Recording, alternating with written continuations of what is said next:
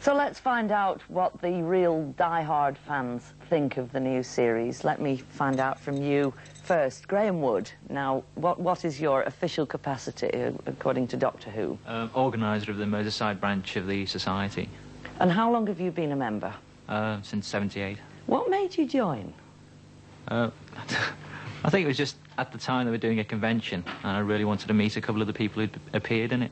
And have you always watched the programme? Yeah, ever since the first episode. Can you explain to me its appeal? It's always had a very family type of audience appeal to it. So it can go right across the board and appeal to younger people as they grow. I have to say, love, I've never got it. It's never struck me. And I tried really hard the other day, and I watched it specially because I knew I was going to talk to you about it. I didn't understand it. What's the To be honest with you, I don't think a lot of people did.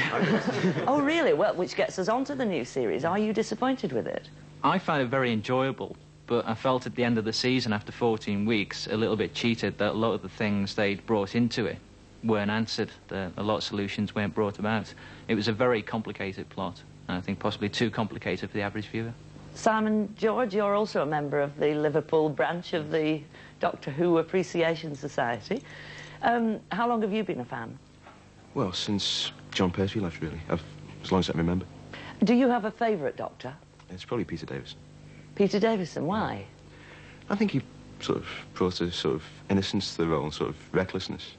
Innocent recklessness. Innocent recklessness. She should be That's a quote, that. You could be a critic. That's yeah. wonderful. You could, No, you could write for the Sunday Times. Yes. You have more weaknesses than most of the others. You sort of more doubt as to whether he was going to win through or not. What about the new character, Bonnie Langford? Well, she's better than we thought she would be.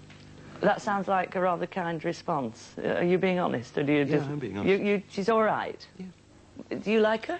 Yes, she is admittedly a very good actress. She just has to restrain herself a bit more. She seems very theatrical at the moment. Well, but she does a lot of pantomime, doesn't she? Well, yes, I mean... does Doctor Who fit into that role? But it's... are you happy with the new series, Chris? It doesn't seem to have much to it. It hasn't improved that much since it went off the air. It could have been a lot better. It could have been slightly better written, especially the last story. Why? The same problem that it was too complicated? Well, not only that, but it was also very cliched. It was very routine, running up and down corridors and silly monsters. Is that your opinion, Ian, as well? Well, it's rather complicated, and we get lost so it's when we're watching. Really? And you've been watching it for ages? We don't know what's going on. Well, I'm glad you said that. I thought it was me being extremely stupid. But so pretty much a thumbs down then for this series. Worried concern. Yeah. In between. All right. Well, we have the very people who wrote most of the last series in our London studio. Pip and Jane Baker. Pip and Jane, have you been listening to this? Yes. And are you surprised? Well, it's a rather different reaction from the one we've had so far from fans who've contacted us or who've written. They've mostly sort of seem to have been happier than perhaps the people in your studio. But it has to be said, Jane, that these are some of the toughest, and they love the series. They really do, and yet they're not happy.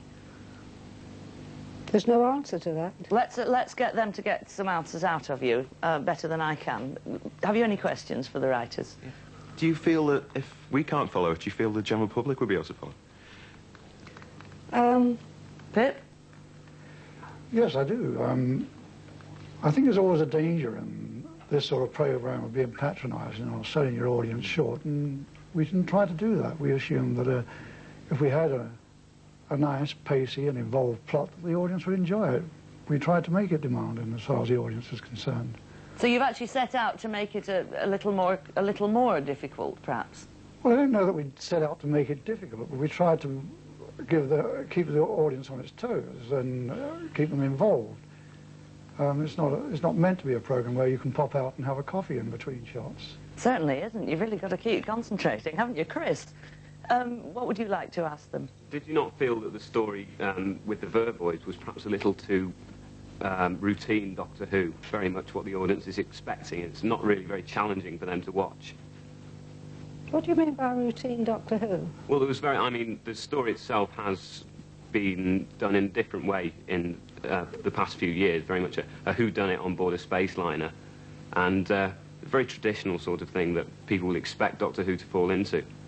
But I thought a lot of you Doctor Who fans like to have traditional stories.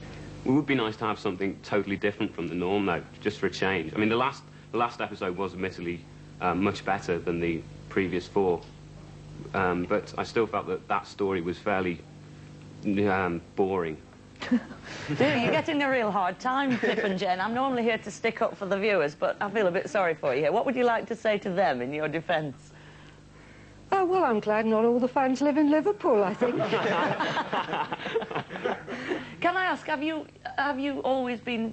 Did you used to watch it yourself before you were writing it? No. The first one we wrote was last season. It was the Mark of the Rani. That was introducing the Rani character. We hadn't always watched it, no.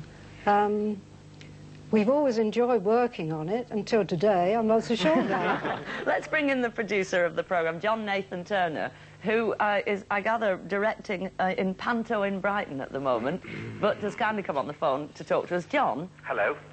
Are you surprised by this reaction from the Liverpool Doctor Who Appreciation Society? It's disappreciation, isn't it? Yes, it is a little over the top, I think.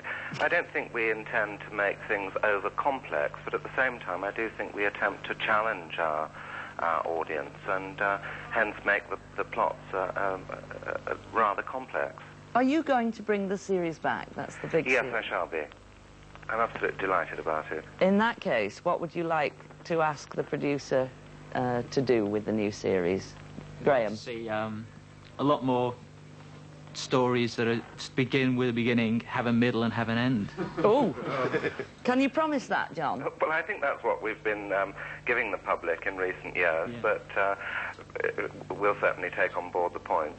That's absolutely marvellous. You can't say fairer than that, can you? Are you happy? Yes. Yeah. But you've not completely lost hope, have you? Oh no, it's very enjoyable. The majority of the views were that people did enjoy it, and they were very happy with it. But again, there were a lot of things that weren't resolved in the final episode. Do you think you'll still be at it when you're 50?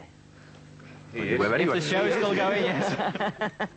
Do you not feel very silly? I mean, it is basically a kids' programme, isn't it? You're getting a bit long in the tooth for this sort of thing. No. It's not a kids' programme at all. This is what we try to sort of aim for telling people. That is why we would like the show to be made a lot more adult, because it has the capacity to be very adult, very entertaining, very dramatic.